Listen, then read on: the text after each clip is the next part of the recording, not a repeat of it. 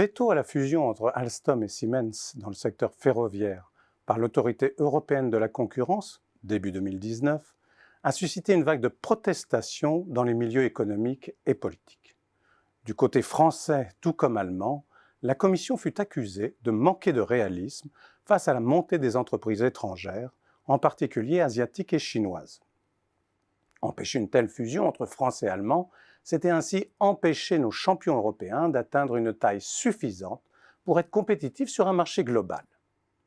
Il est temps, en ont déduit certains, de changer les règles de concurrence en Europe pour s'adapter aux réalités du XXIe siècle.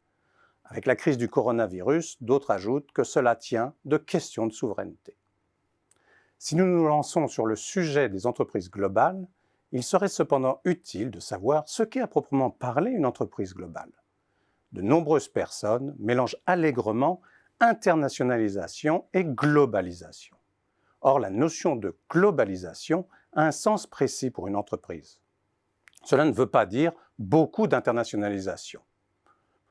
Selon les travaux développés en management stratégique international, on considère que l'entreprise sera globale si elle possède une distribution relativement équilibrée de son activité dans les 3 grandes régions du monde.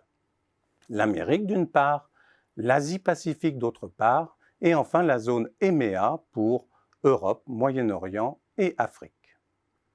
Sur la base du chiffre d'affaires, certains auteurs estiment qu'une entreprise peut être réellement considérée comme globale si elle ne réalise pas plus de 50% de ses revenus dans sa région d'origine et au moins 20% dans chacune des 2 autres régions de la triade. Combien d'entreprises répondent à de tels critères? La réponse n'est pas aisée, car il n'existe pas de statistiques officielles à ce sujet. Certains travaux ont essayé cependant d'évaluer leur nombre en épluchant des données des rapports annuels, notamment parmi les plus grandes multinationales. Ainsi, il y a une quinzaine d'années, Alain Verbeek et Alan Rugman ont compté, parmi les 500 plus grandes multinationales dans le monde, selon le classement de Fortune, combien pouvaient être appelées globales. Au total, ils n'en dénombrèrent que 9. Il y a 5 ans environ, j'ai refait cette évaluation et en ai compté une trentaine. Notons que cette augmentation tient autant à une meilleure information publiée par les entreprises qu'à une véritable tendance économique. Les critères de dénombrement, comme les méthodes de comptage, peuvent toujours être discutés, bien évidemment. Il n'en reste pas moins que, quitte à parler de réalité, une réalité s'impose. Dans le monde les entreprises véritablement globales restent des animaux étranges et peu nombreux. Cela tient essentiellement à 2 raisons.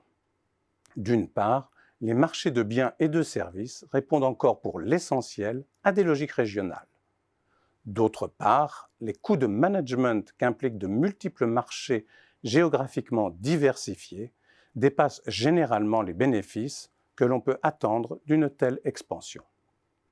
Alors, refuser la fusion entre Alstom et Siemens, est-ce donc contrarier le futur radieux de cette entreprise en voie de globalisation?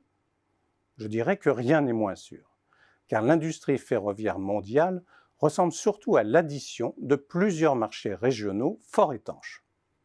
Déduire du cumul de marchés régionaux que nous avons un marché mondial, c'est faire un raccourci dangereux pour le consommateur européen qui pourrait être la victime locale de ce mythe de la globalisation.